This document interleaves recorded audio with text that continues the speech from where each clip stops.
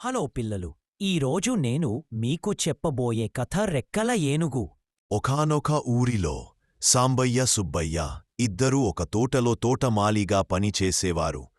ఒకరోజు కొన్ని పళ్ళు గుమ్మడికాయలు అదృశ్యమయ్యాయి. ఏమి అంతూ చిక్కకుండా ఉంది. ఏం జరుగుతుందో తెలియడం లేదు.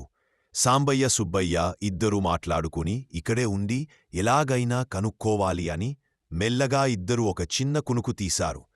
ఇంతలో ఒక అరుపు వినిపించింది. ఆ అరుపు ఏనుగు అరుపు. ఇద్దరూ ఏనుగు ఎక్కడుంది అని చూస్తున్నారు. వాళ్లకి కనుచూపు మేరలో ఎక్కడా ఏనుగు కనిపించలేదు. ఇంతలో ఆకాశం పైన నుంచి ఏనుగు రావడం ఇద్దరు చూశారు.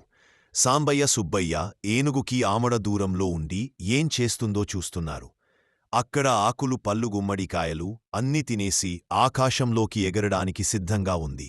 అదే సమయంలో సాంబయ్య సుబ్బయ్య ఇద్దరూ దానితో పాటు ఆకాశంలోకి ఎగురుతూ వెళ్లారు.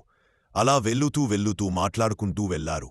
ఇంతలో ఒక నీ సుబ్బయ్య ఆకాశంలో గుమ్మడికాయలు ఉంటాయా అని అడిగాడు. దానికి సాంబయ్య ఎందుకు ఉండవు ఉంటాయి, ఎంత పెద్దగా ఉంటాయి, మన భూమి మీద కన్నా పెద్దగా ఉంటాయా అని సుబ్బయ్య అడిగాడు. దానికి సాంబయ్య తన రెండు చేతులు వదిలేసి ఇంత పెద్దగా ఉంటాయి అని చెప్పాడు. ఇద్దరు ఆకాశం నుంచి ఒక గడ్డి మోపు మీద పడ్డారు. ఏనుగు ఆకాశంలోకి వెళ్ళిపోయింది. ఇక్కడతో ఈ కథ పూర్తయింది. మీకు ఇలాంటి వీడియోస్ ఇంకా కావాలి అంటే ఇప్పుడే లైక్, షేర్, సబ్స్క్రైబ్ చేసుకోండి.